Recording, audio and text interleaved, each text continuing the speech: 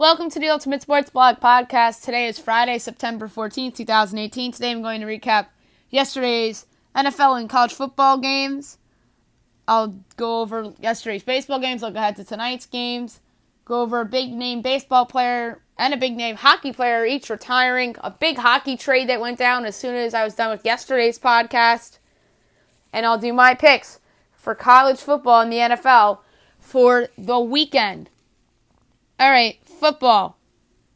Last night in the NFL, the Bengals defeated the Ravens 34-23.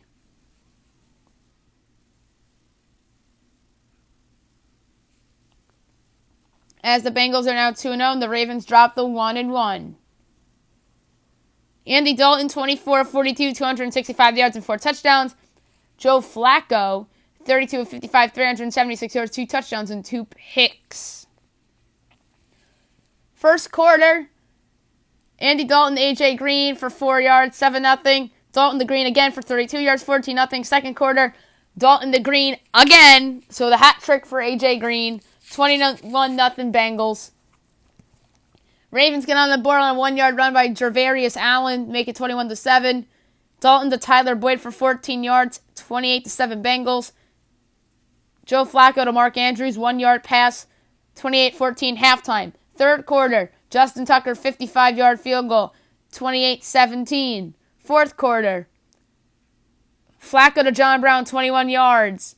2-point pass conversion failed, 28-23. Field goal, Randy Bullock, 31-23. Another field goal by Bullock, 34-23 was your final. Great win for the Cincinnati Bengals. I think they have a chance to upset the Steelers and win this division. And meanwhile, as I said yesterday while picking this game, I think the Ravens looking so dominant had a lot to do with how bad the Buffalo Bills are.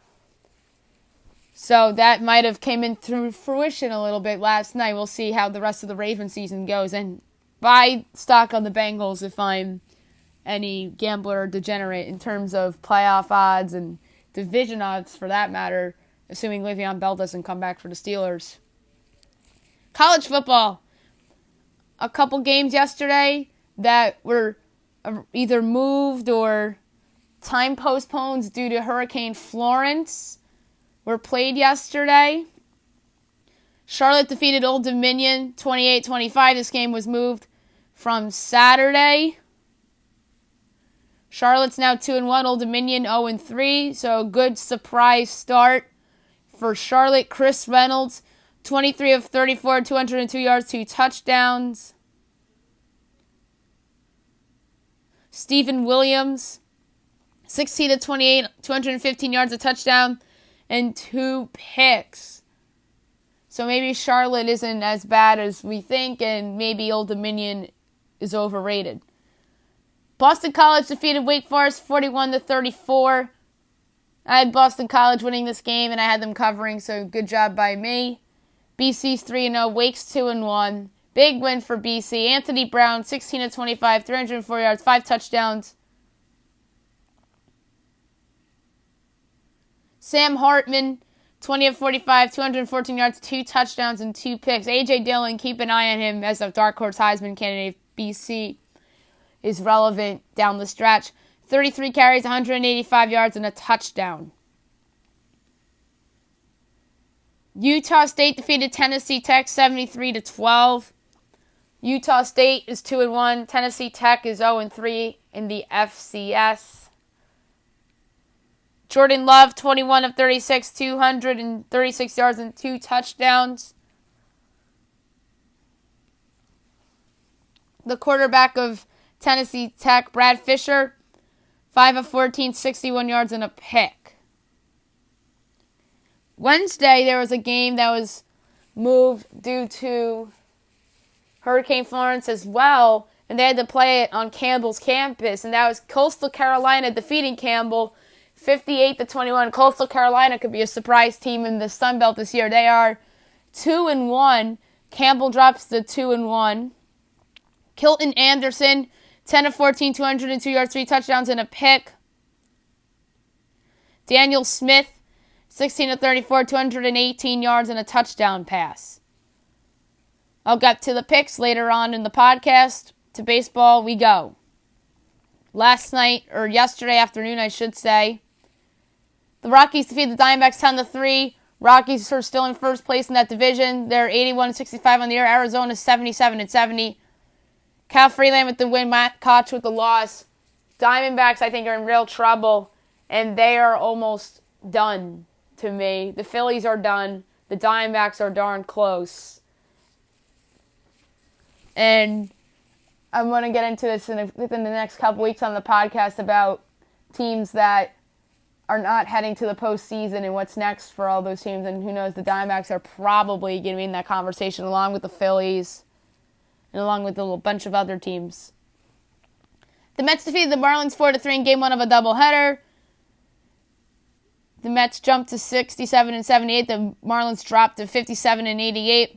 Jerry Blevins with the win. Kyle Barlow with the loss. This game ended crazy. Michael Conforto ties the game in the bottom of the ninth with a homer at 3 apiece. Then Todd Frazier hit the walk-off homer to win it for the Mets. The Cubs defeated the Nationals 4-3 in 10 innings. Huge win for Joe Maddon's team. They're 85-61 on the year. Washington drops to 74-73. Pedro Strop with the win. Sean Doolittle with the loss. Randy Rosario with the save. Game 2 of the Mets-Marlins doubleheader. The Mets get it, 5-2. They take the sweep. The Mets are now 68-78. The Marlins are 57-89. Jason Vargas with the win. Joe Brigham with the loss. Roberto Gesellman with the save. The Red Sox defeat the Blue Jays 4-3. The Red Sox are now 101-46. Toronto 65-81. Brandon Workman with the win. Danny Barnes with the loss. Craig Kimbrell with the save. The Orioles defeated the A's 5-3 as the A's drop a game and a half below the Yankees for the second wild card. And I believe a game and a half back of Houston in the division. Baltimore is now 42-104. Oakland's 89-58. Dylan Bundy with the win. Brett Anderson with the loss. Michael Givens with the save. The Dodgers defeat the Cardinals 9-7. Huge win for the Dodgers. Perhaps their biggest one of the season. They're one back in the division. A game and a half back of the wild card. No, wait, it's the other way around. They're a game and a half back in the division of the Rockies. And one game back of St. Louis for the final wild card spot. But to me, if the Dodgers want to get to the playoffs, I think they have to win the division. I think home field is important for them. As they improve to 80-67, St. Louis drops to 81-66. Clayton Kershaw at the win, Austin Gomber with the loss. The Royals defeat the Twins 6-4. The Royals are 50-96. Minnesota 67-79. Heath Fillmyer with the win. Alan Busnitz with the loss. Willie Peralta with the save. The Mariners defeat the Angels 8-2. The Mariners are 80-66. The Angels drop to 73-74. Mike Leake with the win. Odrasammer Despaigne with the loss.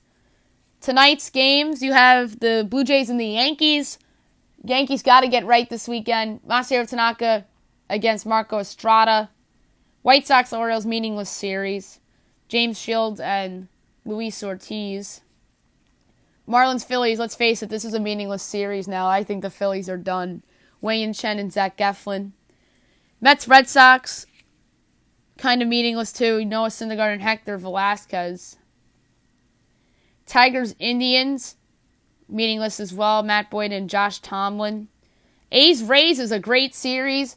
And if the Rays want to sneak up a little bit, if they sweep Oakland, they get closer to them. I believe it would be go from 8.5 to 5.5 to make it somewhat interesting if they were to be able to pull that off. Edwin Jackson against Diego Castillo. So that's a meaningful series because the A's are not only chasing the Yanks for that top wild card spot to host the wild card game, but they're also chasing Houston in the American League West.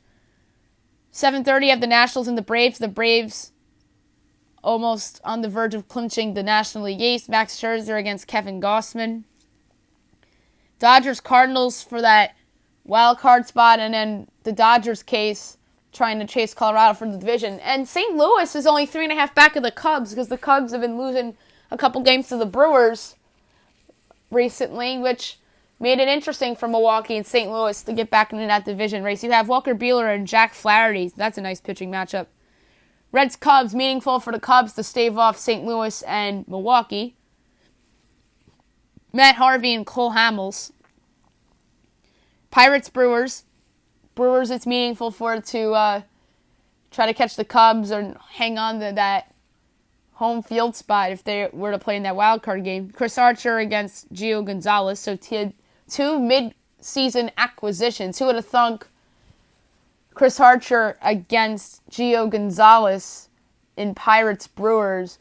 Some people probably would have thunk Rays Nationals at this time last year, but nope, I don't think anybody would have thunk Archer would be in Pittsburgh and Gonzalez would be in Milwaukee now at this time last year. Big series in Houston. Diamondbacks, Astros. Astros trying to hold off Oakland, and Arizona, who's on life support, trying to get some help from the Cardinals and the Giants. We have Robbie Wright and Dallas Keuchel on the mound. Twins-Royals at 8:15. Jose Berrios and Jorge Lopez. Meaningless series, but of note, don't forget that Jorge Lopez almost threw a perfect game against the Twins a few weeks ago. Or, I'm sorry, it was last weekend. Mariners-Angels at 10 o'clock. Matt Schumacher going for LA, and it's undecided in Seattle. Meaningless series in the AL West. Rangers-Padres. Connor Sadzik against Robbie Erlin. Meaningless series there. Rockies-Giants, meaningful for Colorado to stave off Dodgers and Diamondbacks in their division. You have Tyler Anderson against Chris Stratton. This could very well be a trap series for Colorado. I could see the Giants getting up for it, even though they've lost, I believe, 11 straight games. It might be 12 by now. And the Giants are just due to win games. That happens when you're on a long losing streak like this. They're just due. So I wouldn't be shocked if San Francisco stole a game or two this weekend at home against the Rockies. I think the Giants will get up for that one. A couple retirements I would like to talk about. David Wright of the New York Mets had a press conference yesterday announcing his retirement. He's going to be activated for 4 games at the end of the Mets' last homestand between September 25th and September 29th. That's 4 days. His last game will be that Saturday before the regular season ends. I think it was a smart move by the Mets to do this. I know they have to eat the last 2 years of that contract, but hey, maybe insurance will pay for that. David Wright, phenomenal career. One of the greatest Mets of all time. In first and second place in franchise history in a lot of different categories. A lot of great memories of David Wright, including his home run in the 2015 World Series to help the Mets. I believe that was the game the Mets won in that series, too. But that's my memorable memory of David Wright that stuck out to me. And as somebody reminded me today of his walk-off hit off of Mariano Rivera over the head of Johnny Damon back in 2006. That was a memorable one for Mets fans as well. In NHL retirement, Henrik Zetterberg. This kind of came out of nowhere. The GM, Ken Holland, met the media and said that Zetterberg's done. He's going to retire. He's been dealing with some injuries, too. That is a loss for the Red Wings organization. He was their captain. The Red Wings might be the worst team in the NHL heading into the season. Either them or the Ottawa Senators, who traded Erik Karlsson to the San Jose Sharks as soon as I was done with my podcast yesterday. I got this breaking news. This was a big day for the Sharks and for the Senators, too, to jumpstart their rebuild a little bit. They didn't get much for them, but who knows? They need to find out if this was the most they were offered, because who knows what Tampa Bay offered, who knows what Vegas offered. Those two teams have better prospect pools than San Jose, but maybe those teams didn't want to give up some guys. I mean, Nick Suzuki, who Montreal got from Max Pacioretty, would have been a nice piece for Ottawa to get back in a Karlsson deal. And what they got back were Chris Tierney and Rudolph Spaklers, defenseman Dylan DeMello, Prospect forwards Josh Norris and 2 conditional draft picks. And if San Jose re-signs Karlsson, Ottawa receives a conditional 2021 second-round selection or a first-round pick not lottery protected if the Sharks reach the Stanley Cup Final in 2019. I think they have a great chance to reach the Stanley Cup Final in 2019. I think this trade can turn out to be better for Ottawa than the media is making out to be due to the draft pick restrictions and the fact that the 2019 and 2020 drafts are going to be absolutely loaded. So, I think they traded him at the right time. Although, I'm fascinated to see if other offers were better and whatnot. And from a Sharks standpoint, they are certainly now one of the favorites to reach the Stanley Cup Final in the Western Conference. And Ottawa is probably going to have one of the 5 worst records in the NHL, along with Detroit and a couple other teams. Picks time! I'm going to start with college. I'm going to give you my straight-up pick, and then I'll give you my little gambling play to suggest on the side.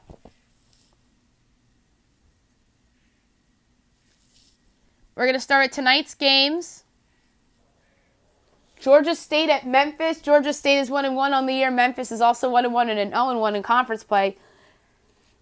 This is easy. Memphis is the pick. They're a 27.5 point favorite, but my gambling play here is over 58.5. This Memphis team can flat out score.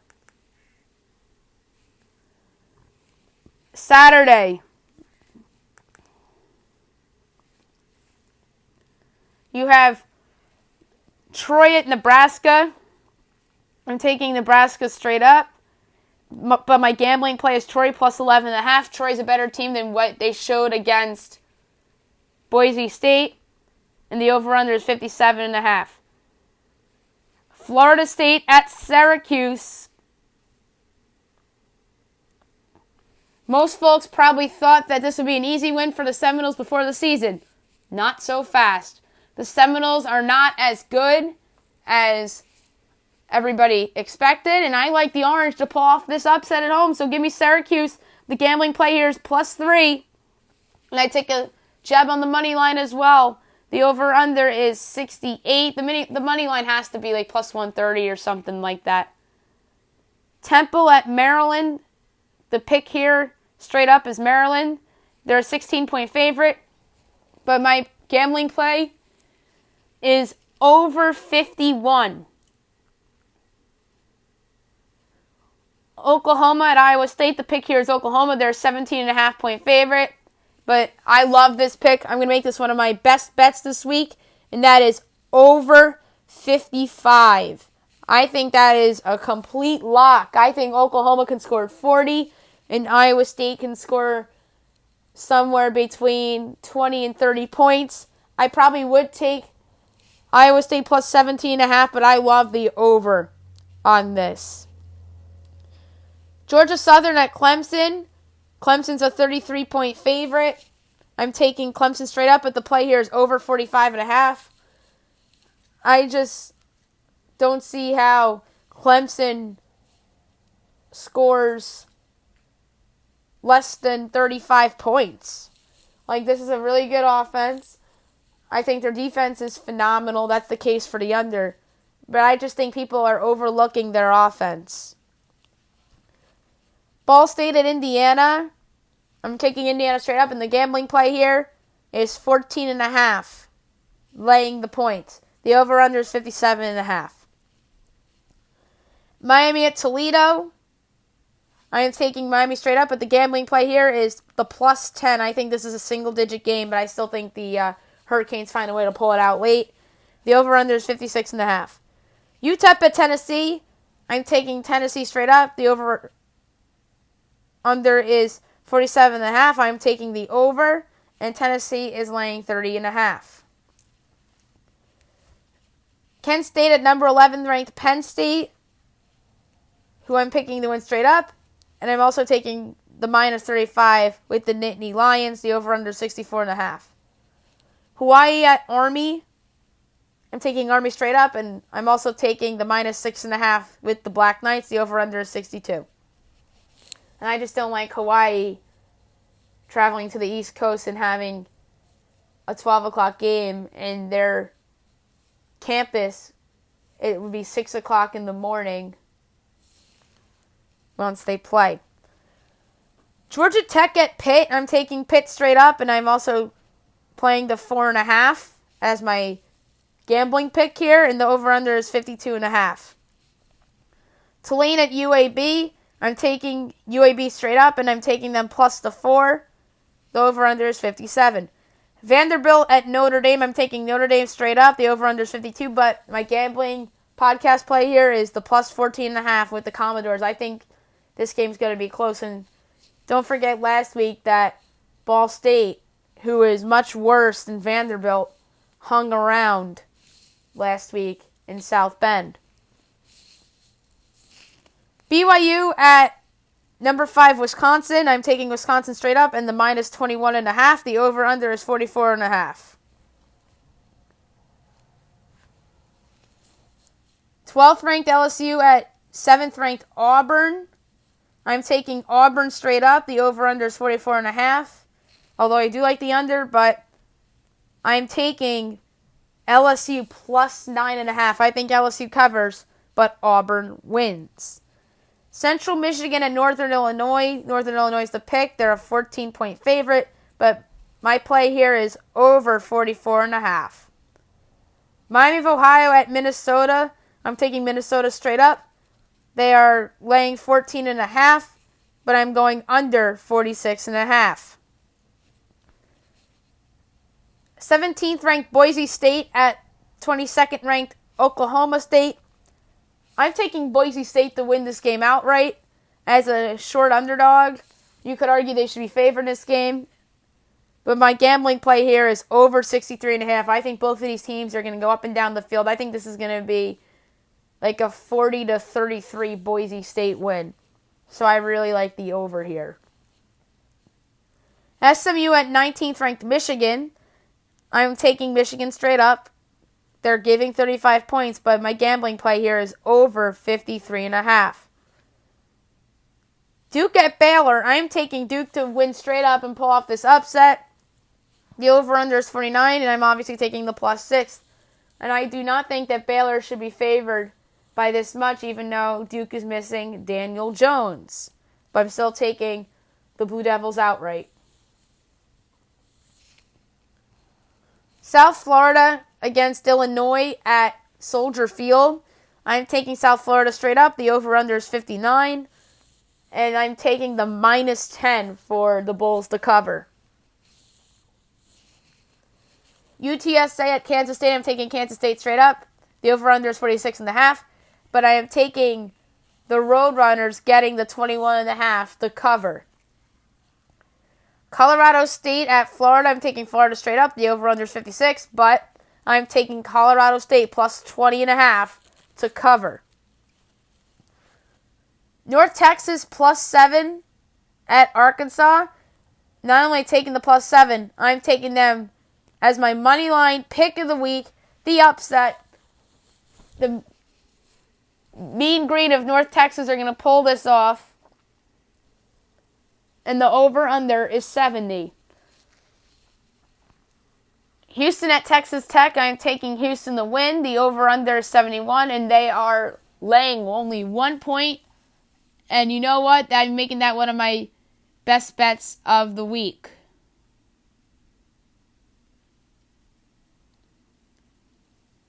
Ohio at Virginia. I'm taking Ohio straight up. The over-under is 54, and Ohio is getting 3.5, and I'm obviously taking that as well as my gambling play. And oh wait, they're playing at Vanderbilt, not at Virginia. The game got moved because of Florence. But I would have taken Ohio if they're playing in Charlottesville as well. San Jose State at number 20, Oregon. I'm taking Oregon. They're laying 41, but my gambling play here is over 69. Eastern Michigan at Buffalo. I'm taking the Bulls straight up. The over-under is 53.5, but the gambling play here is Then I'm going to lay the points with Buffalo at 3.5. Number 1, Alabama at Ole Miss. I'm taking Alabama straight up. I am laying off on the over-under at 71. I think that could be a push, although I'd lean over. But my gambling play is going to be the plus 21 for Ole Miss. I could totally see Ole Miss getting a backdoor cover at the end. I could see this being a 17-point Alabama win.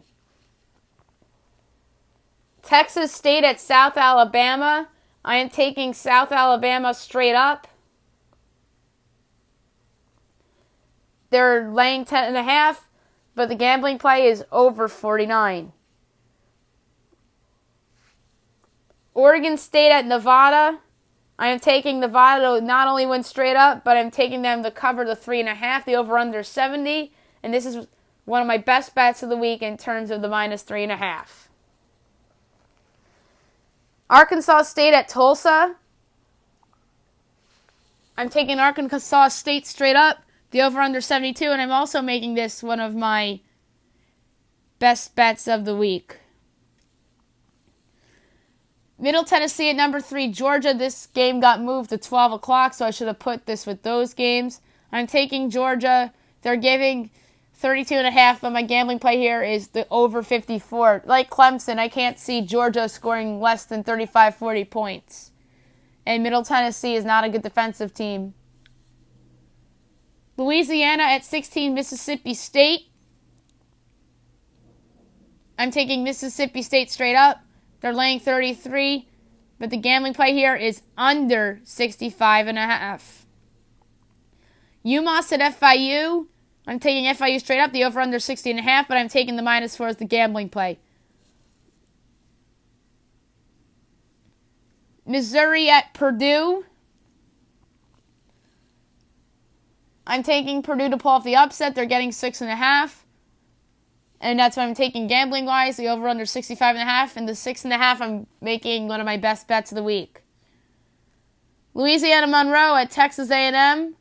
I'm taking Texas A&M straight up, the over-under 66. But the gambling play here is the plus 27 from UL Monroe. And I'm also making that one of my best bets for the week. I could totally see a little bit of a letdown for Texas A&M and for UL Monroe to stick around for a little while in that game. Akron at Northwestern. I'm taking Northwestern straight up. They're giving 21, but the gambling play here is over 45.5. Northwestern's a team that can score, but I just think that Duke's defense is very good, and that's another reason why I have them winning that game in Baylor. Western Kentucky at Louisville. I'm taking Louisville straight up. They're laying 22.5, but the gambling play here is over 56.5. Boy, this was a tough game to evaluate. 22 USC at Texas. I'm taking Texas straight up. They're giving 3.5, but the play here is over 48. I don't think either of these teams' defenses are that good, although USC's defense was actually pretty impressive at Stanford. But Texas is going to have a better crowd than Stanford, and I can totally see this being like a 31-24 Texas win. Ohio State at TCU, 4 versus 15. I'm taking Ohio State straight up, the over under 60. Here's my ultimate best bet of the week, folks. TCU getting 13.5 is the ultimate best bet of the week. Gary Patterson covers as a double-digit dog all the time. And it even helps that the game is in Arlington. So there's your ultimate best bet of the week. TCU plus 13.5, but Ohio State wins straight up. The over-under is 60.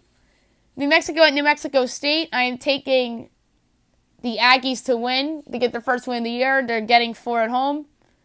But the podcast gambling play here is over 57.5. Washington at Utah. I'm taking Washington to win straight up. The over-under is 47.5, but the gambling podcast play is Utah getting 6.5 because Utah usually keeps games close at home.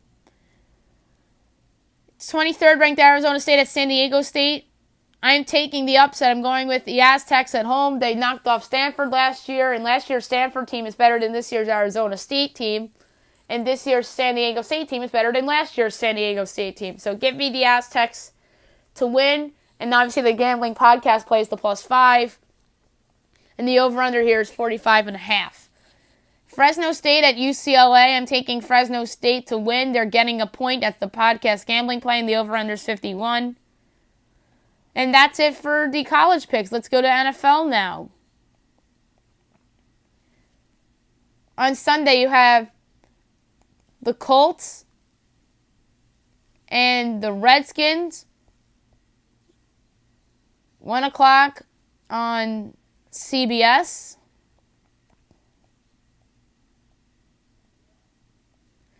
The Colts are coming off a tough home loss against the Bengals. The Redskins are coming off that pretty good win in Glendale against the Cardinals, even though the Cardinals may not be very good. The Skins looked good last week, but was that more about the Cardinals being bad? I'm going to say it's a little bit of both. But anyway, I'm taking the Redskins here to win. 27-17. The over-under is 48. The gambling podcast play is -5.5 for the Redskins. The Kansas City Chiefs at the Pittsburgh Steelers. This is one of my favorite 1 o'clock games. I'm intrigued for this one. The Chiefs are coming off a good divisional road win in Los Angeles against the Chargers. The Steelers are coming off a disappointing tie in Cleveland against the Browns. Like I said, this is a fun game. But I like Pat Mahomes and the Chiefs to steal a win on the road. Kansas City 27, Pittsburgh 24. The podcast gambling play is Kansas City +4.5. I take a stab on the money line too. The over-under here is 53.5. Houston Texans at Tennessee Titans. The Texans are coming off a tough road loss in Foxborough against the Patriots. They were a little competitive in that game. That was Watson's first game back. The Titans are coming off a disappointing road loss in Miami against the Dolphins, sans all those lightning delays and whatnot. Marcus Mariota looks like he'll play this week, but the coach just came out and said that him and Blaine Gabbert will see some time. But I like Deshaun Watson and the Texans to bounce back here and win a divisional road game. And like I said, Mariota might not even be 100%. Houston 26, Tennessee 20. The podcast play here is the -2 from the Texans. The over-under is 44.5. Philadelphia Eagles at the Tampa Bay Buccaneers. The Eagles are coming off a Thursday night opener home win against the Falcons, in which their Super Bowl banner was revealed. The Bucs are coming off an impressive divisional road win in New Orleans against the Saints. Ryan Fitzpatrick looked awesome last week, but I'm very skeptical about him playing well this week because the Eagles' defense is probably better than the Saints' defense. But Nick Foles also looked awful last week and as well in the preseason. So give me the Bucs again to pull off a second straight upset and to surprise some folks and get to 2-0. So Tampa Bay 16, Philadelphia 13. The gambling play here is the +3. The over-under is 44, although I do love the under too. Los Angeles Chargers at the Buffalo Bills. The Chargers are coming off a disappointing home loss against the Kansas City Chiefs. The Bills are coming off a dismal loss in Baltimore against the Ravens. The Bills are the worst team in football, and I expect the Chargers to bounce back in a big way, sans no Joey Bosa, for the second straight week. Los Angeles Chargers 37, Buffalo 16. The Chargers are laying 7, but my podcast play is over 43. Carolina Panthers at the Atlanta Falcons. The Panthers are coming off a home win over the Dallas Cowboys, and they didn't look so great. The Falcons are coming off a very disappointing loss in Philadelphia against the Eagles, against Nick Foles. This was a tough call, considering neither of these teams looked all that great last week, but give me Matt Ryan and the Falcons to pull it out at home. Sans no Devontae Freeman. Atlanta 23, Carolina 20. The over-under is 44.5, but the gambling play here is Carolina getting 5.5. I think Carolina shouldn't be that big of an underdog against the team that struggled a week ago. Falcons win, Panthers cover. Cleveland Browns at the New Orleans Saints. The Browns are coming off a tie against the Pittsburgh Steelers at home in a game in which they should have won. The Saints are coming off an awful home loss against the Tampa Bay Buccaneers in which they gave up 48 points in. This is a must-win for the Saints, and I believe they'll get the job done against a team that may have a letdown after a tie. New Orleans 38, Cleveland 20. The over-under is 49.5. I am taking the minus 9.5 for the Saints.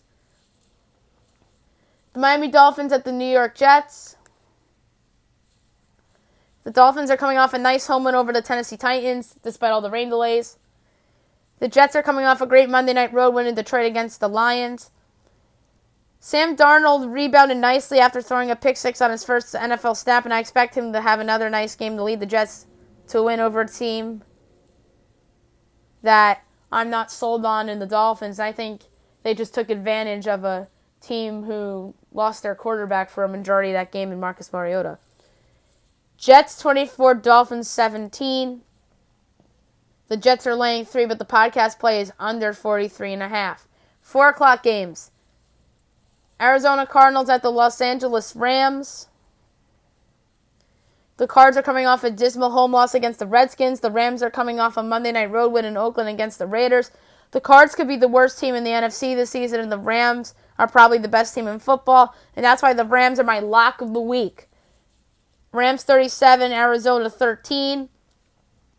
The over-under is 45. But the podcast play here is minus 13 with the Rams. Detroit Lions at the San Francisco 49ers. The Lions are coming off a disastrous Monday night home loss against the New York Jets in Matt Patricia's NFL head coaching debut. The 49ers are coming off a road loss in Minneapolis against the Vikings. I wasn't impressed with the Niners last week, but that was against the good defense in Minnesota. But I expect them to bounce back here against what could be a very bad Lions team. So San Francisco 27, Detroit 20. The over-under is 48, but the podcast play here is minus 5.5 with the Niners, although I don't feel good about that because Detroit can easily cover. New England Patriots at the Jacksonville Jaguars. Here we have a rematch of last year's AFC title game. The Pats are coming off a good home win over the Houston Texans. The Jaguars are coming off a road win in East Rutherford against the Giants. I like the Jags here at home and the idea of them getting a little bit of redemption from a team that they should have beaten last year in the AFC title game. So give me 26-23 Jacksonville. The over-under is 45.5. But the gambling play here is taking Jacksonville in a pick'em.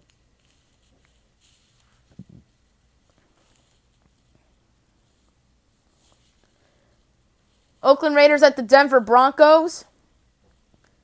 The Raiders are coming off a disappointing Monday night home loss against the Rams. The Broncos are coming off a home win over the Seattle Seahawks.